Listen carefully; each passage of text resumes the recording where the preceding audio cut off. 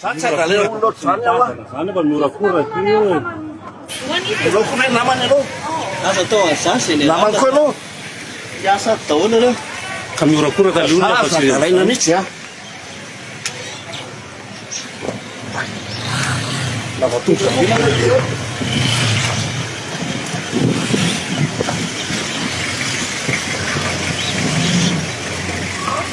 Kita mulai jumpa.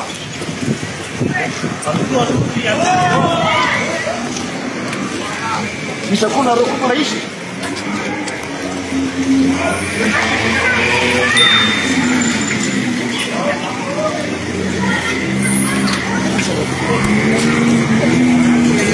Baik saja sama lagi biar nggak saya.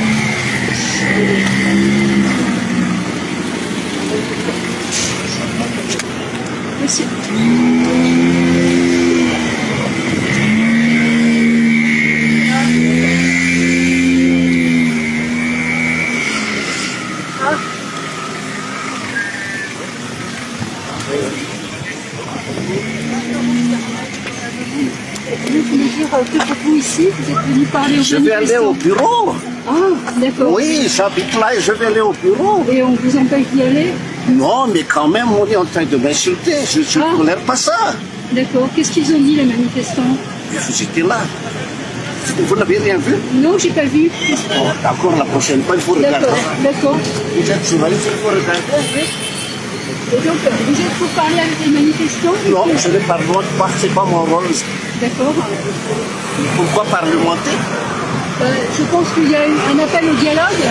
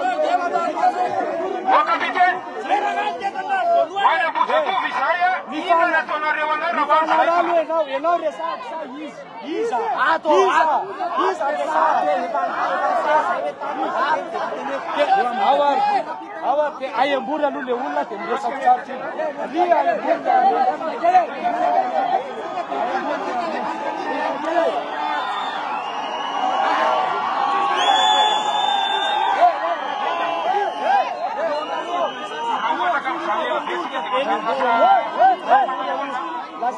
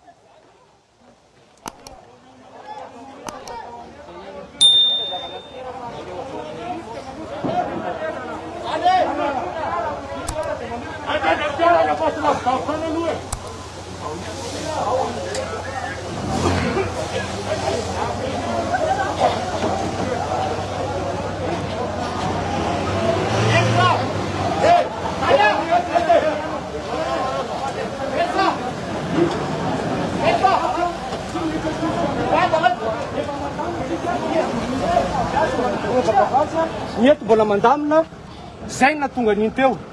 Hitanareo tsara iny a dia aza neny manifestant ihany jerenareo fa neny retsaretsa efa mandamina tsisy mihetsika teo a inona no mahatonga anazy manosika an'ilay force de l'ordre makany a sika mandamina. Ina zany fiampianaraisa?